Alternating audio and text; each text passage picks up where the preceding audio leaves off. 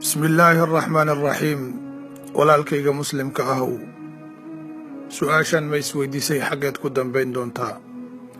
allah subxaanahu wa tacaala marka uu adduunka walaalayaal tilmaamayo wuxuu ku sheegay inama alxayaatu addunyaa lacibun walahwun waziinatun watafaakhurun baynakum watakaahurun fi lamwaali waalawlaad nolosha adduunka waa iska dhalanteed waa iska ciyaar iyo isufaanid iyo maalbadsi weeye adduunka walaalayaal wax yar ayaa lagu noolaanayaa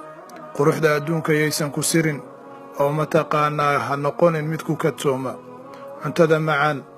jiifka macaan hadalka macaan lacagta badan fasaxa iyo daaraha dheer ee laiskugu faanayo walaalayaal waa laga tegayaa waxaan shaki ku jirin kullu nafsin daa'iqatu lmowt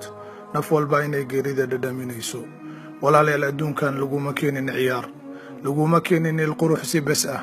adduunka waxaa lagugu keenay inaad ilaahay subxaanahu wa tacaala caabudid aad waajibkaada gudatid isla markaana aad isu diyaarisid aakhiro walaalayaal laba fariiq ayaa la noqonayaa fariiqun fi ljanna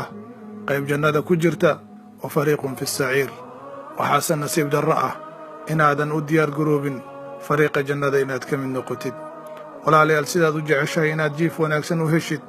oo adduunkan aad guri fiican uga degtid waxaa loo baahan yahay inaad aakhiradaada u fakirtid oo aakhira aad ku dadaashid inaad jannada boos fiican ka heshid aakhira walaalayaal xisaab ayaa taalla waxaa taalla su'aal ayaa taalla adduunkan maxaad ku soo qabsatay maxaad soo suubisay maxaad soo camal fashay taas macnaheedu ma ahan inaad adduunka hilmaamtid oo aad aakhira besun ka fakirtid laakiin waxaa loo baahan yahay inaadan ilaahay subxaanahu wa tacaala hilmaamin walaalkayga muslimka ahow salaada ma tukataa qur-aanka ma akhrisaa ilaahay subxaanahu wa tacaala ma barisaa mise qalbigaada wuxuu ku fakiraa sidii aad adduun u gaari lahayd oo aad gaari fiican u heli lahayd oo aad gabar fiican ama nin fiican u heli lahayd mise aakhira dhan waad hilmaamtay aakhira walaalayaal in la hilmaamo ma ahan maxaa yeelay waa halka loo socdo waa halka mataqaanaa reerka lagu furi doono laakiin walaalkayga muslimka ahow ma og tahay in aakhiro aad noqon doontid ahlu janna ama ahlu naar cid og ma jirto laakiin waxaa loo baahan yahay inaad dadaashid cadaabulqabri ayaa ku sugaya cadaabulqabriga maxaa looga badbaadi karaa waxaa looga badbaadi karaa inaad ilaahay subxaanahu wa tacaala ku xirnaatid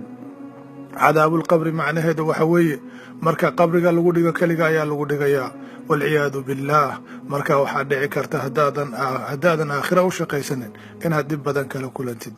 bal sawiro marka aad riyoonaysid oo mataqaanaa balaayo ku qabsata adoo riyoonaysid oo wax ku soo weeraraan maxaad dareentaa cadaabulqabriga ayaa ka daran walaalkayga muslimka ahow nolosha adduunka iyo dhayalkeeda iyo dhaldhalaalkeeda ha ku sirmanin salaada ku dadaal qur-aanka dhegayso masaajidada ku xirnow walaalaha wanaagga la jeclow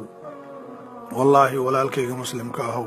maalin maalmaha ka mida waad dhimanaysaa anigana waan dhimanayaa magaceenni waana laga beddelayaa naasir cadceed la odhan maayo waxaa la odhanayaa meydka hebel la odhan maayo waxaa la odhanayaa meydka dedejiya markaas ayaa hal mara lagugu duduubayaa qofkii dadka kugu jecla ayaa qabriga ku dhigaya brofeseer maad ahayd dhaktar maad ahayd injineer maad ahayd kolba waxaa tahay meyd ayaa tahay wixii aad ahaydba adduunka waxaad kala tegaysaa intaa halkaa kaaga muuqata ayaad kala tegaysaa qabriga walaalayaal waxaa gelaya faqiir sheekh taajir madaxweyne dhakhtar brofesor boqor tuug mu'min iyo aniga idinla hadlaya iyo adiga daawanaya intaba halkaas ayaan u dambaynaynaa haddaba su-aasha isweydiinta lahaa waxay tahay maxaad u diyaar garowday maxaad ku fakirtay in aad noqotid ilaahay subxaanahu wa tacaala waxaan weydiisanaynaa inuu khaatumada noo hagaajiyo walaalkayga muslimka ahow ugu dambayntii waxaan kugu baaqayaa inaad salaada ku dadaashid salaada dad badan ayaa ka caajisa salaada ha la ogaado walaalayaal waa xiriirka isku xira qofka iyo allah subxaanahu wa tacaala waxaan dembi dhaaf ilaahay subxaanahu wa tacaala weydiinayaa walaalkay igu dhaliyay inaan barnaamijkan soo duubo islamarkaana sawirradaan ii soo diray fikirkaana ka dambeeyey waxaan leeyahay ilaahay subxaanahu wa tacaala miisaanka xasanaadka ugu daro waxaan leeyahay qof kastoo muslim oo fariintan sii faafiya walaalihiisa sii gaarsiiyana ilaahay subxaanahu wa tacaala ha u naxariisto walaalkii naasir cadeed idin leh asalaamu calaykum waraxmat ullaahi wabarakaatuh